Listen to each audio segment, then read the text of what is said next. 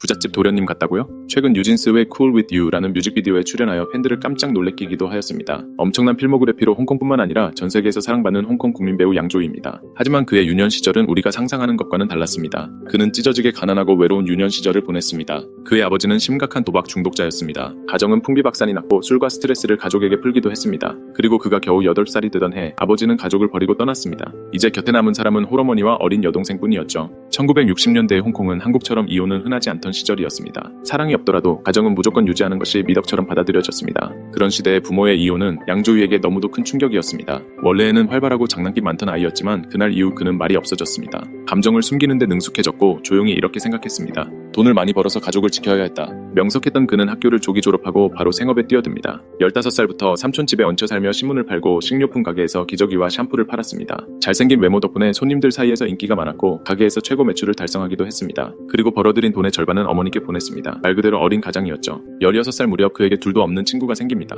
바로 소림축구와 쿵푸어슬로 유명한 배우 주성치입니다. 두 사람은 같은 이혼가정 출신 어린 시절을 가난하게 보냈다는 공통점 덕분에 서로를 누구보다 잘 이해했고 절친이 되었습니다. 어느 날 이소룡을 동경하던 주성치는 TVB 오디션을 보기로 결심합니다. 평소에 옆에서 연기 연습을 도와주던 양조위를 연기 파트너로 데려갑니다. 그리고 합격이 적힌 우편물이 집에 도착합니다. 그런데 합격한 사람은 주성치가 아니라 양조위였습니다. 슬픈 연기 과제가 주어졌고 양조위는 자신의 감정을 자연스럽게 녹여내 심사위원들에게 깊은 인상을 남겼습니다. 반면 주성치는 과장된 연기를 보여줘서 심사위원장에게 이런 말을 듣게 됩니다. 슬퍼야 하는데 왜 웃음이 터지냐? 고맙다 친구야. 3년 뒤 양조위의 추천으로 주성치도 가까스로 야간 영희반에 들어가게 됩니다. 1982년 그의 첫 출연작은 드라마 천룡팔부 허죽전기에서의 소림사 스님 역이었습니다. 대사는 거의 없었지만 그는 연기를 통해 어떤 감정을 느끼게 됩니다. 이후 한 인터뷰에서 그는 이렇게 말합니다. 처음엔 돈을 벌기 위해 연기를 시작했어요. 하지만 곧 알게 됐죠. 연기는 제가 억눌러온 감정을 표현하는 방법이라는 걸요. 만약 연기를 하지 않았다면 미쳐버렸을지도 몰라요. 1989년 그는 비증성시라는 작품을 만납니다. 이 영화는 대만 현대사의 비극 2.28 사건을 다루고 있습니다. 일제에서 해방된 뒤 대륙에서 넘어온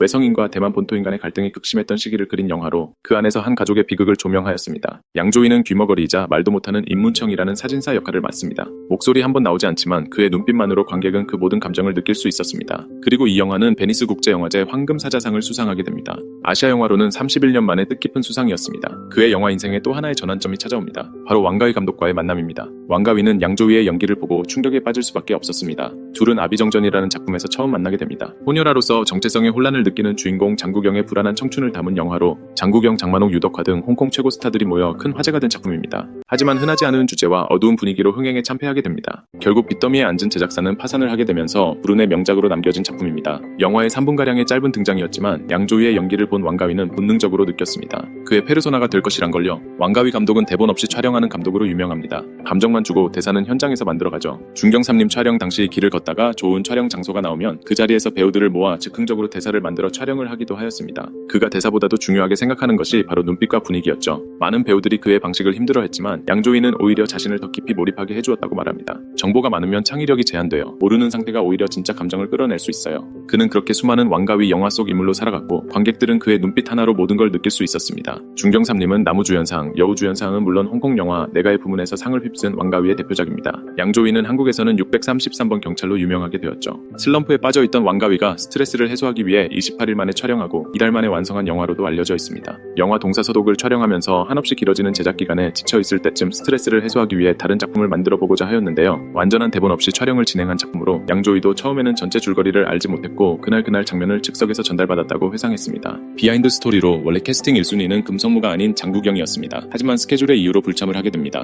다른 배우를 물색하던 중 신인 배우 금성무를 발견하게 됩니다. 하지만 당시 발연기로 정평이 났던 금성무에 대해 주변의 만류가 강했는데요. 하지만 그의 빼어난 마스크와 어딘가 천진난만한 모습이 마음에 들었던 왕가위는 그를 캐스팅합니다. 다행히 왕가위와 뛰어난 케미를 보여주면 그간 발영이 배우라는 타이틀이 무색할 정도로 자연스러운 연기를 보여줍니다. 짬을 내 만든 영화치고는 뛰어난 영상미와 음악 배우들의 연기력으로 홍콩뿐만 아니라 한국에서도 큰 인기를 끌었는데요. 당시 왕가위 열풍이 불면서 코미디 영화가 주류였던 국내 영화 산업에도 큰 영향을 줍니다. 다음은 그의 인생 작품 중 하나인 화양연화입니다. 부인의 외도를 눈치채고 이웃 여성과 조심스럽게 가까워지며 감정을 키우는 외로운 기자이자 소설가 지망생 역할을 맡았습니다. 왕가위는 이번에도 완성된 대본 없이 촬영을 시작했습니다. 배우들에게도 전체 줄거리를 알려주지 않고 그날 촬영할 장면만 전달했습니다. 양조위는 인터뷰에서 도대체 어떤 영화인지 전혀 감이 안 왔다고 회상했죠. 계단에서 마주치는 장면은 무려 30번 넘게 반복 촬영되었습니다. 왕가위는 이 장면에서 감정을 쌓는 과정이 감정이 필요하다며 미세한 표정 변화까지 포착하려 했습니다. 촬영 당시 스태프들은 그 장면만 일주일 넘게 찍었다고 고충을 토로했습니다. 영화는 1960년대 홍콩을 재현하기 위해 모든 의상과 소품 헤어스타일까지 철저히 고증했습니다. 양조위는 매일 3시간씩 옛날 방식대로 머리를 손질하고 수십 벌의 수트를 입고 촬영에 임했습니다. 화양연화는 양조위에게 칸 영화제 나무주연상을 안겨주었고 그는 아시아 배우로서 세계적인 인정을 받게 됩니다. 이후 2046 일대 종사 블러섬즈 상하이로 왕가위와의 협업을 계속 이어가게 됩니다. 다음은 파격적인 수위와 깊은 감정선으로 유명한 영화 셋케입니다.